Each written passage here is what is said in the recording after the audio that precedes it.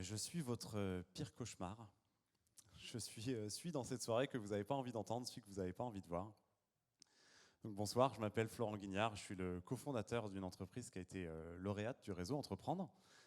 Et après 7 années d'existence, cette entreprise a été placée en liquidation judiciaire et faute de repreneur a cessé d'exister. Alors, en 7 ans d'entrepreneuriat, on a entendu pas mal d'entrepreneurs qui sont venus pitcher des réussites, des success stories, qui sont venus nous raconter comment est-ce qu'ils avaient surmonté telle ou telle difficulté.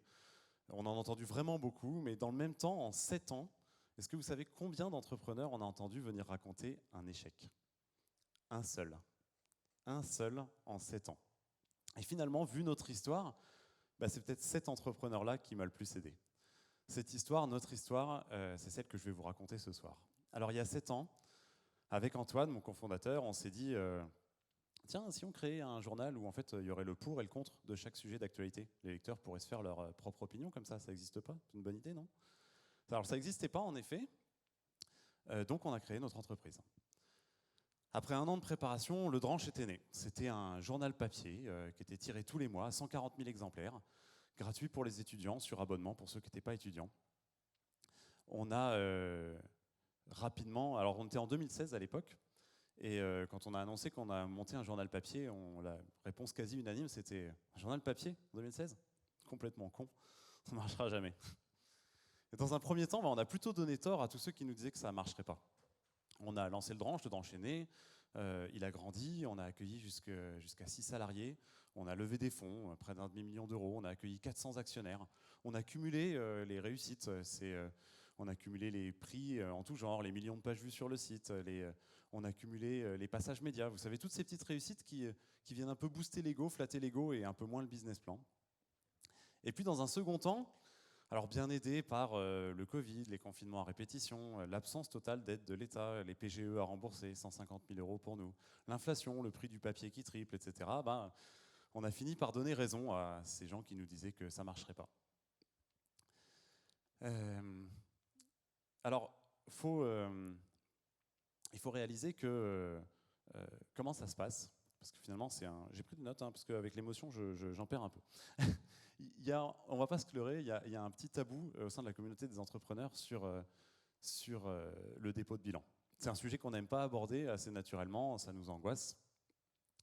Et pourtant, il y a quand même 1 ou 2 trucs qu'il est important d'avoir en tête ou qu'on aurait aimé savoir.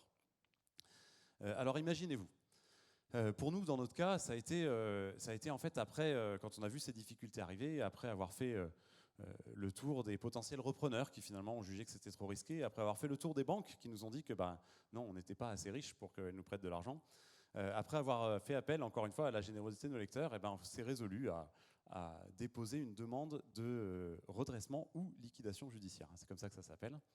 Alors, il faut se visualiser, vous vous levez un matin, vous partez au boulot, vous trouvez dans votre boîte aux lettres une lettre papier de convocation au tribunal de commerce. Vous vous rendez à cette audience et après une audience assez courte, une vingtaine de minutes à peu près, le juge étudie votre dossier, il constate que vous êtes dans le rouge, ça jusque-là vous le saviez déjà, et il vous annonce que ok, vous êtes dans le rouge, liquidation judiciaire, donc votre entreprise n'existe plus. Là, tout de suite, là. Elle n'existe plus. Donc vous allez arrêter tout ce que vous faites, vous allez arrêter de répondre aux mails, vous allez arrêter de payer vos factures, vous allez arrêter de répondre au téléphone, de parler au nom de votre entreprise. Là, d'un coup, tout de suite. Et donc, le numéro du mois que vous aviez en cours, que vous étiez en train de boucler, d'envoyer à l'imprimeur, vous l'arrêtez. Cette commande que vous aviez passée pour refaire toute l'identité graphique, vous l'annulez. Ce rendez-vous commercial que vous aviez mis des mois à avoir, pareil, vous l'annulez. Tout ça, vous l'annulez, d'un coup. Tous vos KPIs, vos petits indicateurs que vous aviez mis en place, que vous scrutiez tous les matins, les plans de trésor, le taux de croissance, le taux de rétention des abonnés, etc. Tout ça, d'un coup, ça n'a plus de sens. Et là, quand vous commencez à réaliser tout ce que ça implique pour vous, le juge vous dit aussi que il va falloir rentrer dans votre bureau et expliquer à vos salariés qui attendent anxieux votre retour du tribunal que eux aussi, ils vont devoir s'arrêter. Arrêter tout ce qu'ils font.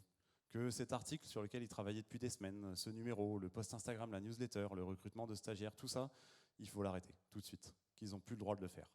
Qu'ils peuvent rentrer chez eux, là, maintenant, tout de suite, et y rester le lendemain, les autres jours. L'entreprise n'existe plus. Alors ça vient d'un coup, comme ça. Mais le plus important, c'est que quand toutes ces structures qui codifient en fait notre relation de tous les jours n'existent plus, vous avez plus d'un coup, il vous reste plus que des êtres humains, tout ce qu'il y a de plus bête, des êtres humains qui ont juste envie de vivre, de profiter de la vie, de trouver un sens à ce qu'ils font, d'être valorisés. Et là, il se passe quelque chose d'assez étrange. D'un coup, tous les gens changent de statut, ou plutôt, non, ils perdent leur statut. Vous avez plus de salariés. Vous avez Marcelo et Félicie qui se demandent ce qu'ils vont bien pouvoir faire de leur journée.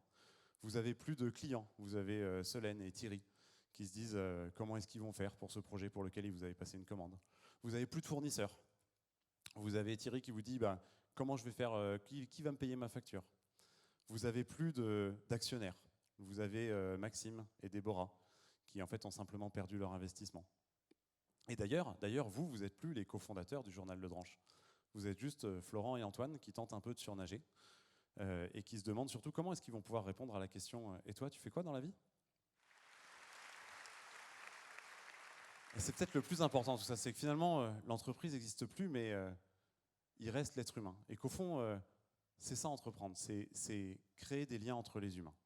Et pour nous, alors, il s'est passé quelque chose d'assez extraordinaire. On avait créé le Dranche à l'époque, non pas pour devenir riche, alors non pas que ça nous aurait déplu, ça nous aurait bien tenté, mais ce n'était pas le but premier, mais c'était surtout pour faire une société meilleure, faire en sorte que chaque personne puisse se créer sa propre opinion, s'engager en accord avec ses convictions, mieux comprendre ceux qui pensent différemment. Et ces valeurs, cette envie de changer le monde, on a vraiment essayé de la mettre au cœur de notre manière d'agir avec nos salariés, nos actionnaires, nos clients. Et du coup, quand on a annoncé que le Dranche s'arrêtait, je vous avoue qu'on était assez inquiets. On s'attendait à avoir des actionnaires un peu en colère quand même d'avoir perdu leur argent. On s'attendait à avoir des salariés potentiellement dépités, qu'on ait mal géré la boîte et qu'on ait écoulé leur emploi. On s'attendait à avoir des abonnés un peu vénères d'avoir payé un abonnement qu'ils ne recevront pas. Et on n'a pas du tout eu ça. Quand on a annoncé que le Dranche s'arrêtait, on a été vraiment noyés sous les mails, les posts sur les réseaux sociaux, les commentaires, les appels, les messages de soutien, de félicitations. On a vu Maxime et Déborah qui nous disaient que si c'était à refaire, ils mettraient encore plus d'argent, quitte à le reperdre. On a vu Marcelo et Félicie qui venaient au bureau tous les jours pour nous aider à mettre de l'ordre, à ranger. On a vu nos abonnés, Josiane du CDI qui se demandait ce qu'elle allait bien pouvoir faire ce qu'elle allait bien pouvoir faire lire à ses élèves. Et on a vu cette même Josiane du CDI nous envoyer un mail en disant que si c'était ça, si l'État n'était pas foutu de nous aider à survivre, elle était prête à faire la révolution avec ses collègues et avec ses élèves. Et finalement, c'est vraiment ça, nous, qu'on a retenu, c'est vraiment ça le côté le plus extraordinaire, c'est qu'on a réalisé que, certes, le Dranche n'existait plus, mais tous ces liens qu'on avait créés, tous ces humains avec lesquels on avait été en contact, eux, ils existaient toujours, et ce lien-là, il existait toujours.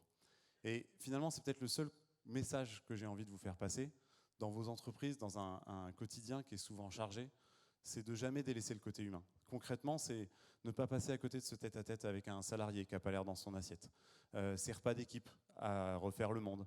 Ces bières avec les actionnaires et avec modération, bien entendu. Tous ces liens humains, et puis de l'entreprise, mais aussi tous ces liens en dehors. Vos amis, à ne pas délaisser, à ne pas reporter. Votre famille, vos enfants, à ne pas sacrifier pour le travail. Parce qu'en fin de compte, à la fin de l'entreprise, mais à la fin de la journée, c'est vraiment tout ce qui reste, mais c'est aussi tout ce que nous sommes, des humains. Merci.